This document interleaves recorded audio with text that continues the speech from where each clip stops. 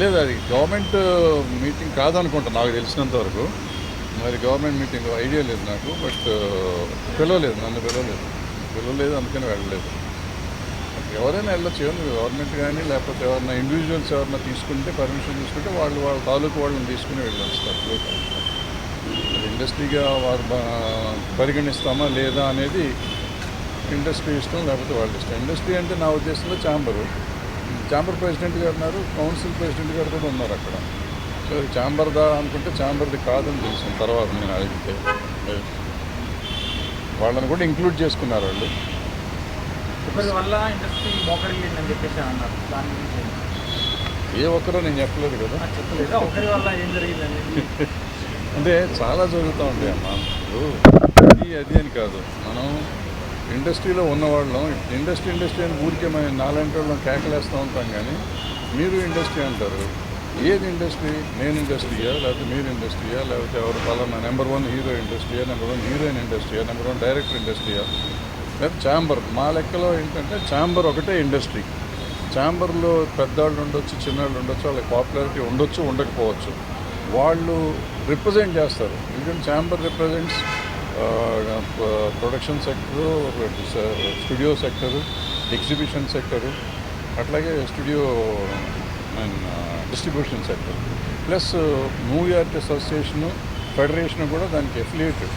అంటే వాళ్ళు మనకు డైరెక్ట్గా సంబంధం లేకపోయినా వాళ్ళు మనకి ఎఫిలియేటెడ్ బాడీస్. అందుకని అందరినీ సమన్వయం చేసుకుంటానికి ఛాంబర్ ఉంది.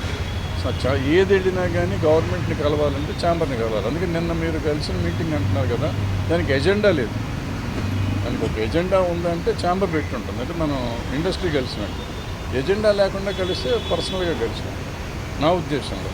లేదు, పర్సనల్గా కాదు, పలానా వాళ్ళు చేసుకున్నారంటే నేను అనుకోవటం అది ఎఫ్డీసీ చైర్మన్ గారు పిలిచినట్టున్నారు. సో వాళ్ళు పెద్దవాళ్ళు అందరూ సోకాళ్ళు నిజంగా అందులో ఇవాళ సినిమా చేస్తున్న వాళ్ళు అందరూ ఉన్నారు, పెద్దవాళ్ళు అందరూ ఉన్నారు. సో ఇండస్ట్రీ కొంతవరకు అనుకోవచ్చు. రన్నింగ్ ప్రొడ్యూసర్లు, రన్నింగ్ డైరెక్టర్లు, రన్నింగ్ యాక్టర్లు అందరూ ఉన్నారు. ఓన్లీ గిల్డ్ వాళ్ళు మాత్రమే వెళ్ళారనేది ఒక పేరు చెప్పకుండా అదే చెప్పాను నేను. అదే సార్, ఇండస్ట్రీకి గవర్నమెంట్కి మధ్య బాగా దూరం పెరిగింది.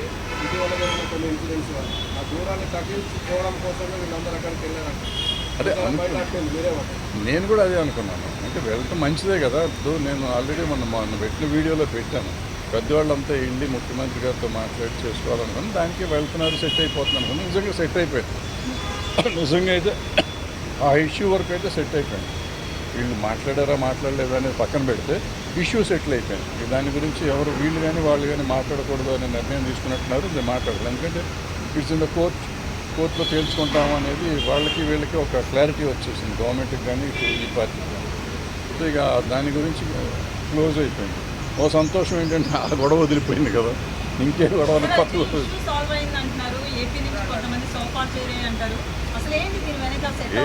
ఏంటది ఏపీ నుంచి సోఫా నేను సినిమా చూడలేదు. మన ఊరిలో తెలియని అడిగితే నాకు కంగారు పడతాను. ఇప్పుడు రేవంత్ రెడ్డి గారు గద్దర్ అవార్డ్స్ అని ప్రకటించారు. ఆ పేరు ఇష్టం లేకనే చాలామంది దూరంగా ఉన్నారు ప్రభుత్వానికి, ఇండస్ట్రీ వాళ్ళని చెప్పి. ఎవరు దూరంగా ఉన్నారు, ఎవరి దగ్గరగా ఉన్నారు? ఇప్పుడు నేను అందరూ వెళ్ళారు. అంతకుముందు గద్దర్ అవార్డ్స్ ఉన్నప్పుడు మేము కొంతమంది వెళ్ళాము. మేము ఇండస్ట్రీయా, నిన్న వెళ్ళిన వాళ్ళు ఇండస్ట్రీయా, లేకపోతే ఉన్న ఛాంబర్ ఇండస్ట్రీయా, ఇట్లన్నీ మాట్లాడుకుంటూ పోతే అనవసరం. ఇప్పుడు మనం దేన్నన్నా పెంచుకుంటూ పోదాం అనుకుంటే పెంచుకున్నా వచ్చేది ఏం లేదు. అల్టిమేట్గా ఇవాళ సినిమా తీసే వాళ్ళది ప్రాబ్లమ్. వాళ్ళు తేల్చుకోవాలి, వాళ్ళు ఏం కావాలనేది వాళ్ళకి కావాలి, మనం కాదు తేల్చాల్సింది. సో వాళ్ళు ఏం చేసుకుంటారు, ఎలా చేస్తారు అనేది మనకు అనవసరం. ఇప్పుడు నిన్న వెళ్ళిన వాళ్ళైనా, మొన్న మేము గద్దర్ అవార్డ్స్ అని చెప్పి మీటింగ్ పెడితే అలాంటి వాళ్ళు మేము వెళ్ళింది అయినా కానీ మేము ఎవరం సాల్వ్ చేయలేం. ఒక సలహా ఇవ్వగలం ప్రభుత్వానికి. ప్రభుత్వం ఆలోచించే విధానం ఏముంటే ఆ విధానం ప్రకారం పనులు ఉంటాయి.